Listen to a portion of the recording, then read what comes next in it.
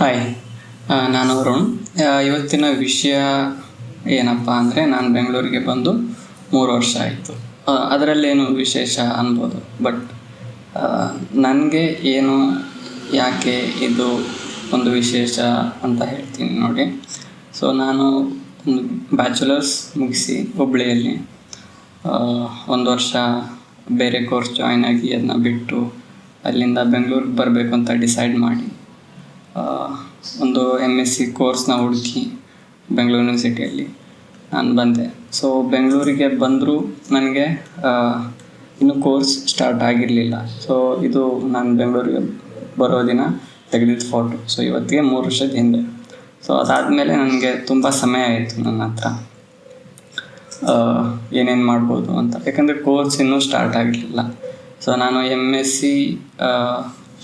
In graphics and animation ಕೋರ್ಸ್ನ ತೊಗೋಬೇಕು ಅಂತ ಇದ್ದೆ. ಸೊ ಆ ಟೈಮಲ್ಲಿ ಒಂದು 2 to 3 months ಅರ್ಲಿ ಬಂದಿದ್ದೆ ನಾನು.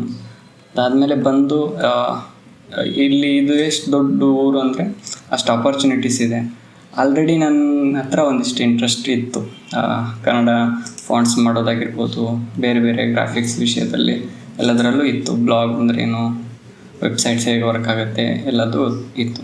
ಸೊ ಅದನ್ನು ಆದಮೇಲೆ ಕೋರ್ಸ್ ಇನ್ನೂ ಸ್ಟಾರ್ಟ್ ಆಗೋದಕ್ಕಿಂತ ಮುಂಚೆನೇ ಗಣಕ ಪರಿಷತ್ತು ಮತ್ತು ಓಪನ್ ಆಗಿ ಎಲ್ಲೆಲ್ಲಿ ಕೆಲಸಗಳು ನಡೀತಿದ್ದೀವಿ, ಭಾಷೆ ಬಗ್ಗೆ ಆಗಿರ್ಬೋದು, ಫಾಂಟ್ಸು, ಟೆಕ್ನಾಲಜಿ ಬಗ್ಗೆ ಆಗಿರ್ಬೋದು, ಸೊ ಅಲ್ಲೆಲ್ಲ ನಾನು ಮೇಲ್ ಹಾಕ್ತಿದ್ದೆ, ವಿಸಿಟ್ ಮಾಡ್ತಿದ್ದೆ. ಅದಾದ ನಂತರ ನನ್ನ ಕೋರ್ಸ್ಗಳು ಸ್ಟಾರ್ಟ್ ಆಯಿತು. MSc 2 ವರ್ಷ ಕೋರ್ಸು. ಸೊ 4 ಸೆಮಿನ್ ಕೋರ್ಸ್ ಇತ್ತು. ಕಂಪ್ಲೀಟಾಗಿ ನನ್ನ ಬೆಂಗಳೂರಿಗೆ ಬರಬೇಕಂದ್ರೆ ಉದ್ದೇಶ ಇಷ್ಟೇ, ನಾನು ಬೆಂಗಳೂರಿಗೆ ಬರ್ತೀನಿ, ಒಂದು ಕೋರ್ಸ್ ಮುಗಿಸ್ಕೊತೀನಿ, ಮಾಸ್ಟರ್ಸ್ ಡಿಗ್ರಿನ ಕಂಪ್ಲೀಟ್ ಮಾಡ್ಕೊಂಡು ಊರಿಗೆ ಹೋಗ್ತೀನಿ ಅಂತ. ಸೊ ಅದರ ಆ ವೇಯಲ್ಲಿ ನಾನು ಇಂಟರ್ನ್ಶಿಪ್ಸು ಇದೆಲ್ಲ ಮಾಡಬೇಕಿತ್ತು. ಸೊ ಕೋರ್ಸ್ ಕಂಪ್ಲೀಟ್ ಮಾಡೋದಕ್ಕೆ ಅದನ್ನೆಲ್ಲ ಮಾಡಿದೆ. ಒಳ್ಳೆ ಎಕ್ಸ್ಪೀರಿಯೆನ್ಸು, ಹೊಸ ಜನ, ಫ್ರೆಂಡ್ಸು ಎಲ್ಲರೂ ಸಿಕ್ಕರು. ಸೊ ಈ ಜರ್ನಿಯಲ್ಲಿ ಈಗ ಯಾವ ಪಾಯಿಂಟ್ ಆಫ್ ಲೈಫಲ್ಲಿದ್ದೀನಿ ಅಂದರೆ, ಆಲ್ರೆಡಿ ನಾನು ಮಾಸ್ಟರ್ಸ್ ಕಂಪ್ಲೀಟ್ ಮಾಡಿದ್ದೀನಿ. ಒಂದು ಒಳ್ಳೆ ಫೀಲ್ಡಲ್ಲಿ, ಗ್ರಾಫಿಕ್ಸ್ ಆಗಿರ್ಬೋದು, ಆ್ಯನಿಮೇಷನ್ ಆಗಿರ್ಬೋದು, ಸೊ ಕ್ರಿಯೇಟಿವ್ ಫೀಲ್ಡಲ್ಲಿ ಎಜುಕೇಟರ್ ಆಗಿ 1-2-3 ತಿಂಗಳು ಲೆಕ್ಚರಿಂಗ್ ಅಥವಾ ಗೆಸ್ಟ್ ಲೆಕ್ಚರಿಂಗ್ ಮಾಡಿರೋ ಎಕ್ಸ್ಪೀರಿಯೆನ್ಸ್ ಇದೆ. ಸೊ ಈಗ ನಾನು ನಿಲ್ಲಿಸ್ಬಿಟ್ಟು ಊರಿಗೆ ಹೋಗ್ಬೋದು. ಸೊ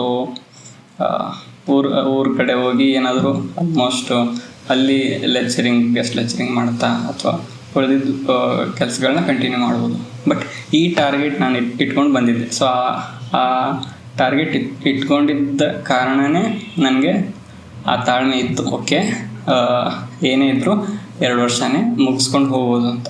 ಸೊ ಅದಾದಮೇಲೆ ಈಗ ನನಗೆ ಬರ್ತಿರೋ ಒಂದು ವಿಚಾರಗಳೇನೆಂದರೆ, PhD ಅಪ್ಲೈ ಮಾಡಿದ್ದೀನಿ. ಸೊ ಇನ್ನೂ ಮತ್ತೆ 3 years ಇರು, PhD ಮುಗಿಸ್ಕೊ, ಮತ್ತು ಒಳ್ಳೆ ಆಪರ್ಚುನಿಟಿ ಬರ್ತವೆ. ಸೊ ಅದನ್ನ ಕಂಪ್ಲೀಟ್ ಮಾಡುವಂಥ. ಸೊ ನಾವು ನಮ್ಮೂರು ಬಿಟ್ಟು ಬರುವಾಗ ಒಂದು ಕನ್ಫ್ಯೂಷನಲ್ಲಿರ್ತೀವಿ, ಎಲ್ಲಿಗೆ ನಿಲ್ಲುತ್ತೆ, ಯಾವಾಗ ನಿಲ್ಲುತ್ತೆ ಅಂತ.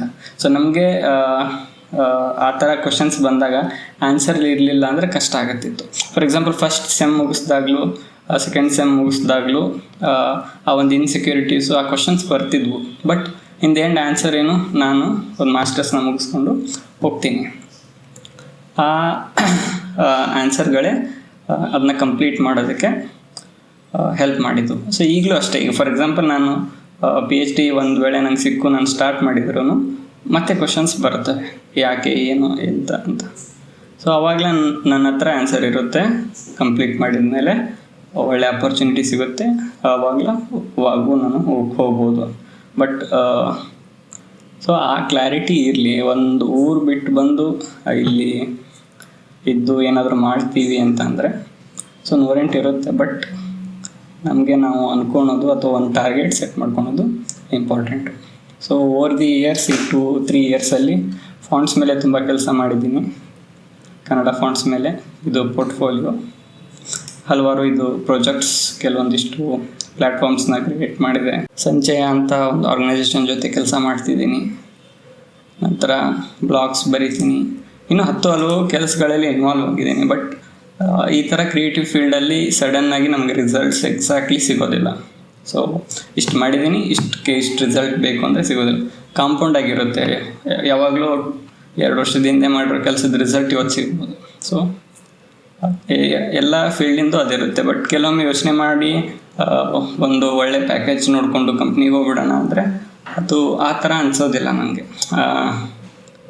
ಆ ಥರ ಸೆಟಲ್ಮೆಂಟು ನನಗೆ ಇಷ್ಟ ಆಗಲ್ಲ. ಒಂಥರ ಈ ರಿಸ್ಕ್ ಇರಲಿ ಅನ್ನೋ mindset. But in the end ಏನಾದರೂ ಚೂಸ್ ಮಾಡಿದರೆ ರಿಗ್ರೆಟ್ ಬೇಡ. ಸೊ ಆ ಡಿಸಿಷನ್ ನಮ್ಮದೇ ಆಗಿದ್ದರೆ ನಮ್ಮ ಹತ್ರ ಆನ್ಸರ್ಸ್ ಇರ್ತವೆ, ಯಾರಾದ್ರು ಕೇಳಿದರು ಅಥವಾ ಏನಾದರೂ ಮಾಡಿದರು. ಸೊ ಈ ವಿಡಿಯೋ ಜಸ್ಟ್ ಡಾಕ್ಯುಮೆಂಟೇಷನ್ ಅಥವಾ ಸೆಲ್ಫ್ ರಿಫ್ಲೆಕ್ಷನ್ ಆಗಿರ್ಬೋದು. ನಾನೇ ಇನ್ನೊಂದು ಸರಿ ಓಪನ್ ಮಾಡಿ ನೋಡೋಕ್ಕಾಗಿರ್ಬೋದು. ಮತ್ತು ಮುಂದಿನ ವಿಡಿಯೋದಲ್ಲಿ ಸಿಗೋಣ.